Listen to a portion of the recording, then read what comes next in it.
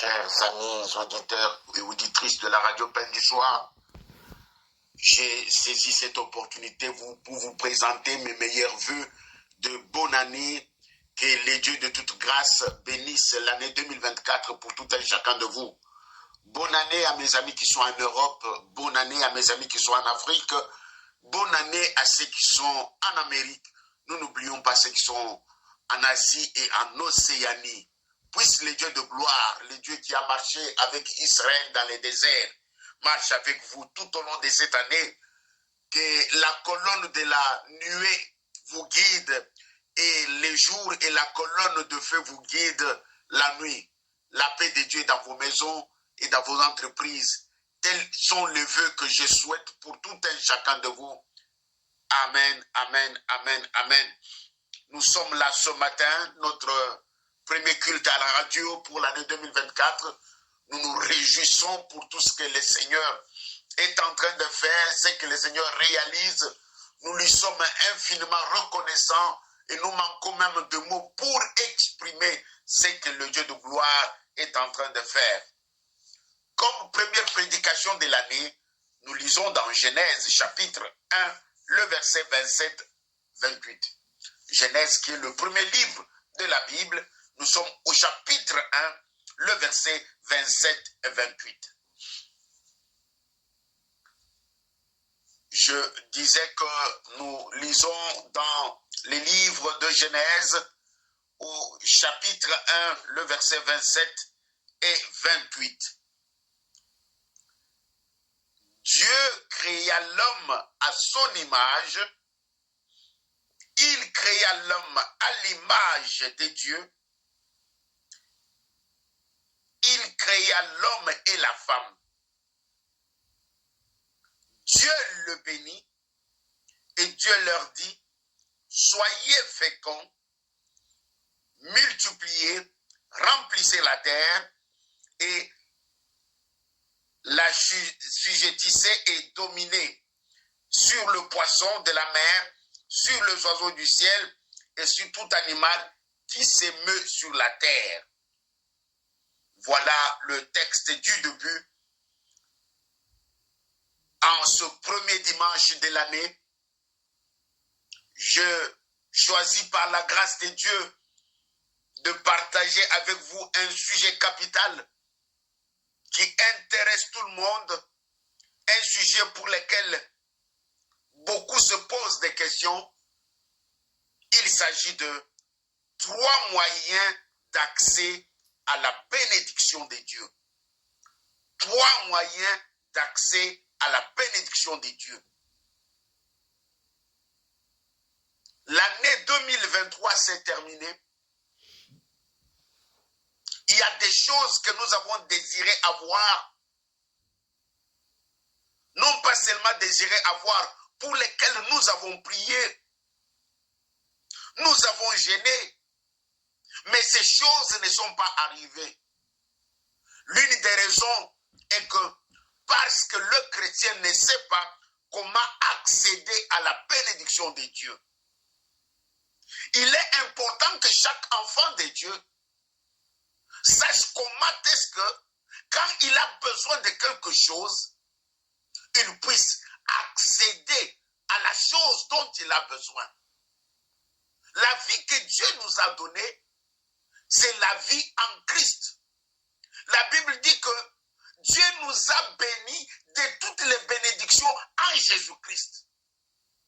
C'est-à-dire que tout ce que nous cherchons, tout ce dont nous avons besoin se trouve en Christ.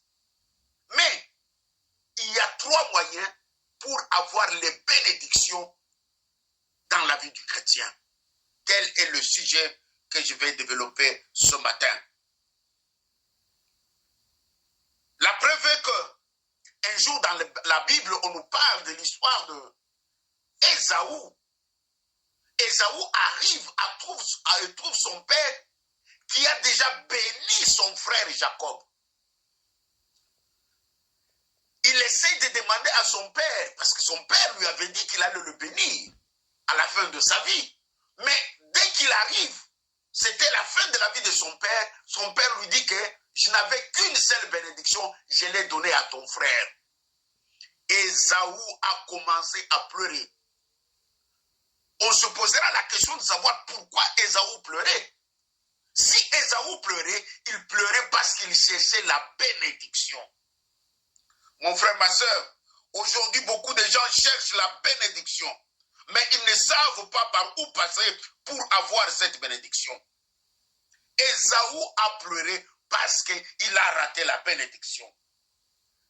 Raison pour laquelle, au début de la création, tout ce que Dieu avait fait, il ne faisait que le bénir.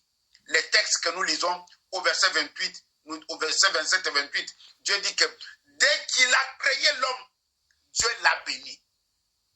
Nous voyons que l'homme est créé, l'homme n'est pas allé au travail, l'homme n'est pas allé au champ, l'homme n'a pas vendu quelque chose, l'homme n'a pas prié, l'homme n'a pas demandé, mais Dieu l'a béni. Dieu crée l'homme, il le bénit. Non, dans la Bible, il y a 3 sortes de bénédictions. Il y a 3 sortes d'accès à la bénédiction de Dieu. Bien-aimé, il est très important que l'homme cherche à savoir comment Dieu le bénit. Il est très important que l'homme cherche à savoir par quel moyen, par quelle voie il doit passer pour recevoir ce que son cœur désire. Non, la bénédiction est très nécessaire et très importante pour tout le monde. Tout le monde cherche la bénédiction. Le païen comme le chrétien, chacun veut être béni. Oui, la bénédiction, on la cherche pour aller de l'avant. On cherche la bénédiction pour s'épanouir. On cherche la bénédiction pour créer. Ou on cherche la bénédiction pour prospérer dans ce que nous faisons. Mais malheureusement, l'homme ne connaît pas comment ou par quel moyen utiliser pour avoir accès à la bénédiction de Dieu. Notez bien, lorsque vous ne comprenez pas le moyen de votre bénédiction, il est difficile de recevoir cette bénédiction. Je me répète, lorsque vous ne comprenez pas le moyen d'accès à votre bénédiction, il est difficile d'avoir cette bénédiction. Il faudrait que tu saches que quand j'ai besoin de tel, quel est le moyen que je dois utiliser pour avoir accès.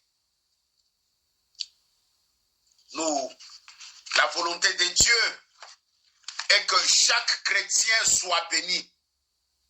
La Bible confirme cela, comme je l'ai dit tout à l'heure dans les épîtres des Éphésiens.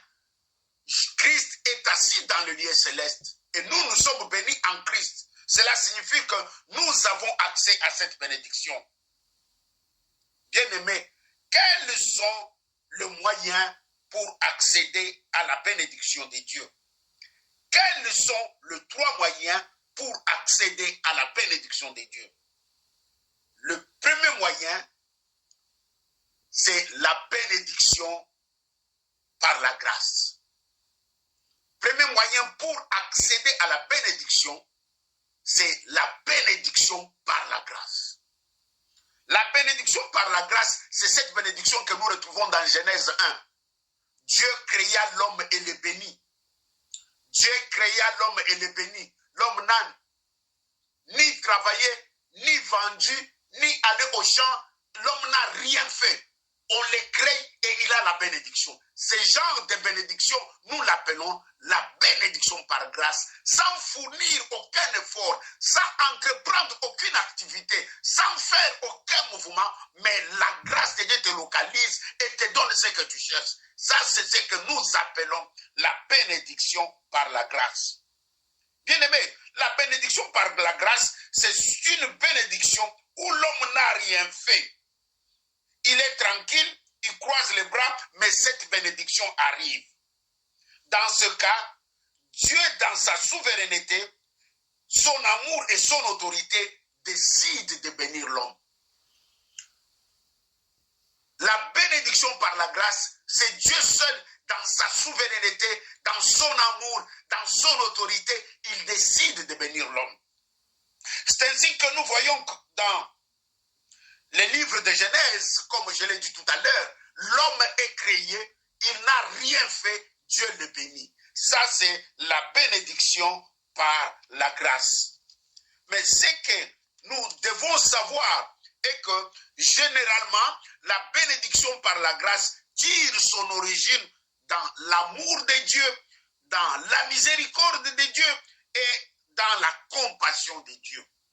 La bénédiction par la grâce tire sa source ou bien elle prend son origine, c'est dans l'amour de Dieu, dans la compassion de Dieu et dans la miséricorde de Dieu. Cela signifie que quand Dieu regarde son amour, Dieu regarde sa compassion, Dieu regarde sa miséricorde, il ferme les yeux et il donne. C'est ce que nous appelons la bénédiction par la grâce. Bien-aimés, la bénédiction par la grâce ne tient pas compte de ce que l'homme est. La bénédiction par la grâce ne tient pas compte de ce que l'homme fait. Mais, néanmoins, laissez-moi vous dire la vérité, cette bénédiction, c'est ce que nous appelons les bénédictions des petits-enfants. C'est la bénédiction des petits-enfants. Un exemple d'une bénédiction par la grâce, quand la pluie tombe sur le païen et sur les chrétiens. Quand il y a le soleil illumine la vie du chrétien et la vie du païen. Cela signifie que je n'ai rien payé, je n'ai rien fait, je reçois le soleil, je reçois la pluie. Ça, c'est la grâce de Dieu. Autant moi je suis béni, autant les païens est aussi béni. La bénédiction par la grâce, c'est le niveau le plus bas de bénédiction. Un chrétien ne peut pas seulement se contenter de bénédiction par la grâce. Si dans ta vie, tu restes au niveau de bénédiction par la grâce, tu n'entreras pas dans le plan merveilleux que Dieu a pour toi. Dans un autre sens, tu n'entreras pas dans ta destinée. Si tu te contentes seulement de la bénédiction par la grâce. La bénédiction par la grâce, c'est la bénédiction de petits enfants. La bénédiction par la grâce, c'est la bénédiction de quiconque. Païen, chrétien, c'est la bénédiction de bas niveau. Deuxième sorte de bénédiction, deuxième sorte de moyen par lesquels d'accès, le moyen d'accès pour avoir la bénédiction de Dieu, c'est la bénédiction par obéissance. La bénédiction par obéissance. Nous lisons dans Genèse chapitre 22. Nous sommes dans Genèse au chapitre 22. Je vais lire le verset 1 et 3 seulement.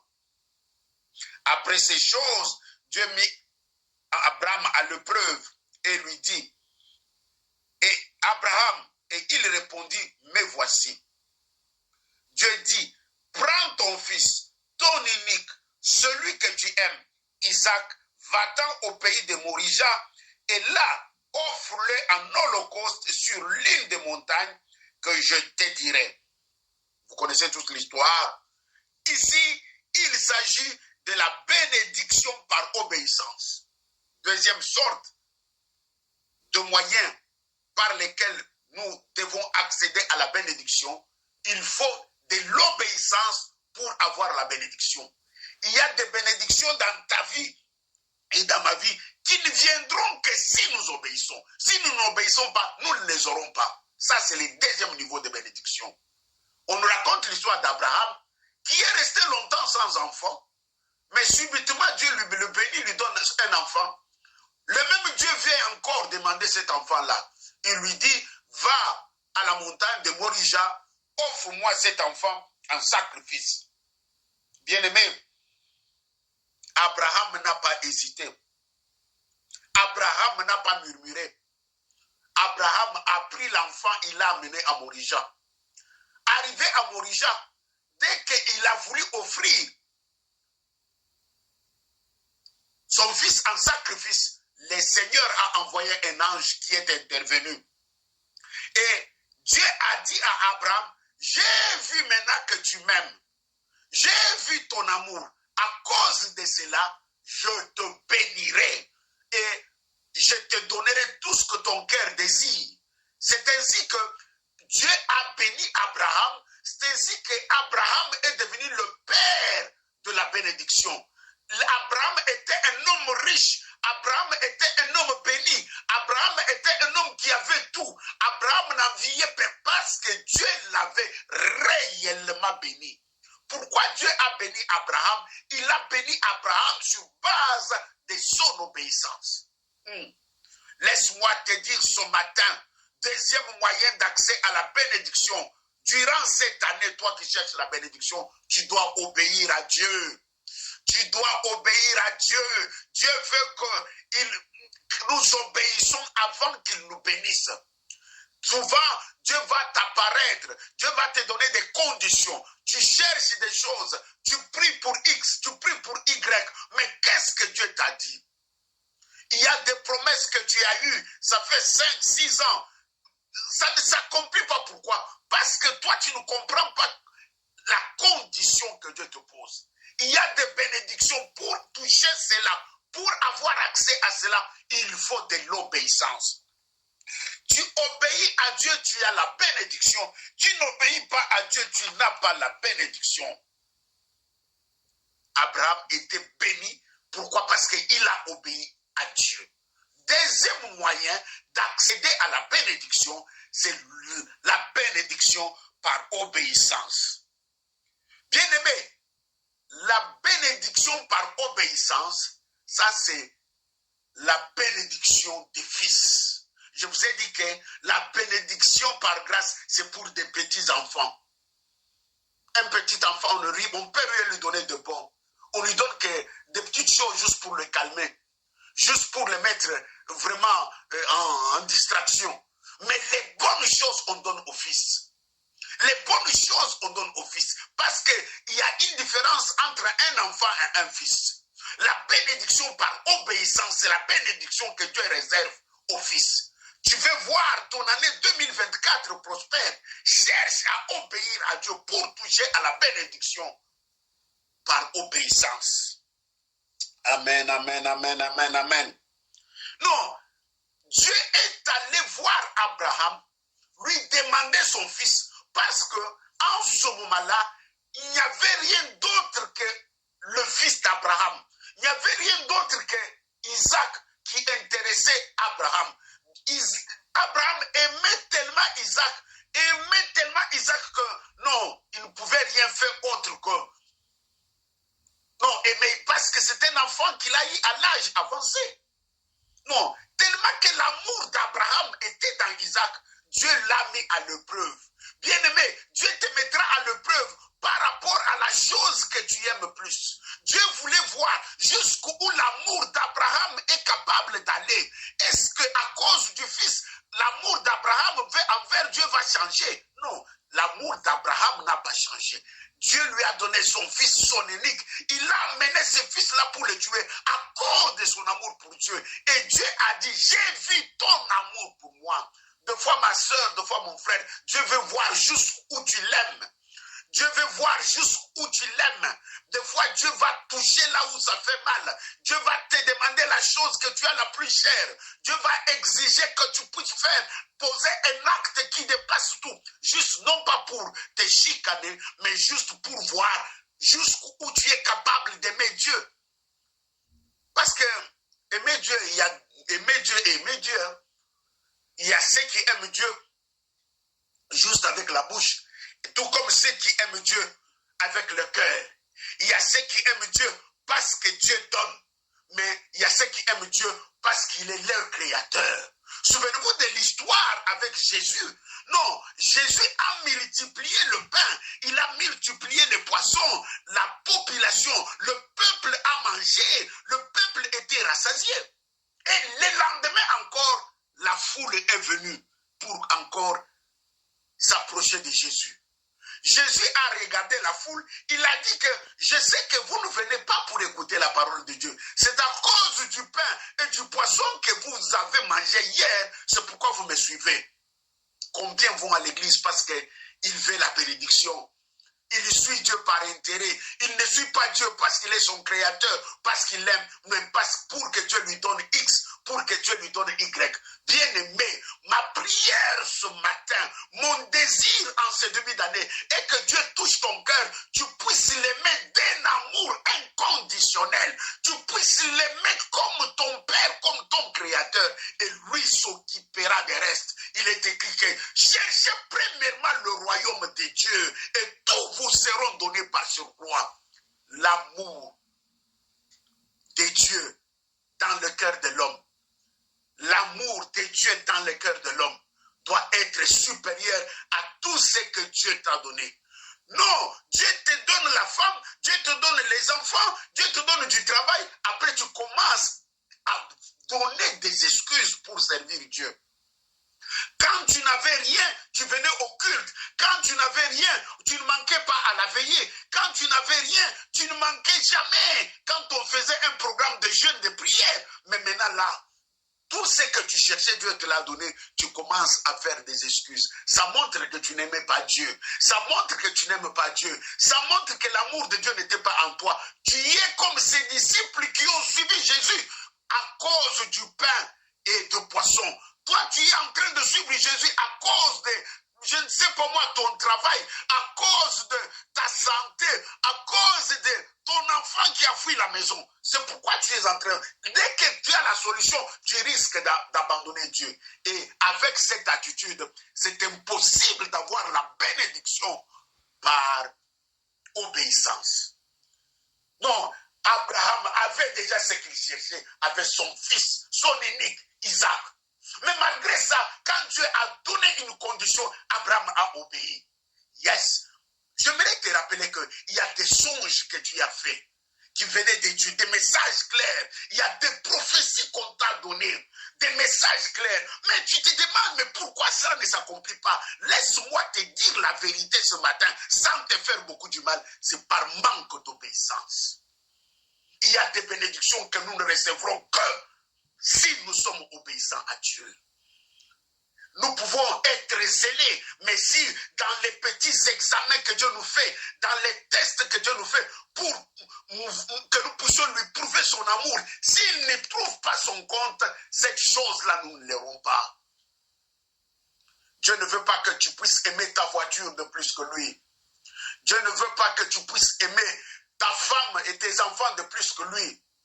Non, Dieu ne veut pas que tu puisses aimer ton ministère de plus que lui. Dieu ne veut pas que tu puisses aimer. C'est de l'idolâtrie. Voilà pourquoi dans certains textes bibliques, on dit que personne ne peut venir chez moi s'il n'est pas son père, sa mère, sa femme. Non, ce n'est pas haïr dans le sens de les détruire, de les détester, mais c'est haïr dans le sens qu'ils ne sont pas tes idoles. Ils n'occupent pas la place de Dieu dans ton cœur. Ce matin, il est question de 3 moyens d'accès à la bénédiction de Dieu. Nous avons vu le premier moyen pour accéder à la bénédiction de Dieu, c'est la bénédiction par la grâce. Une bénédiction de bas niveau, une bénédiction des enfants, des petits-enfants. Deuxième moyen pour accéder à la bénédiction de Dieu, c'est la bénédiction par obéissance. Je pris un exemple très simple. Abraham a obéi et Dieu l'a béni. Non, je souhaite que tu prennes la décision d'obéir à Dieu en 2024 pour que tu puisses toucher à la bénédiction de Dieu. Je vais terminer avec 3e sorte de bénédiction. C'est la bénédiction par provocation. Retenez bien ce mot, Mamutumba. Écris bien, la bénédiction par provocation. Ça, c'est le niveau de maturité. C'est les chrétiens mûrs, les chrétiens matures qui savent provoquer la bénédiction dans leur vie. Je répète, 3e sorte d'accès à la bénédiction de Dieu, c'est la bénédiction par provocation. L'homme doit provoquer sa propre bénédiction pour que Dieu le bénisse. Nous lisons dans les livres de 2 Samuel, 2 Samuel, un instant, j'ouvre ma Bible.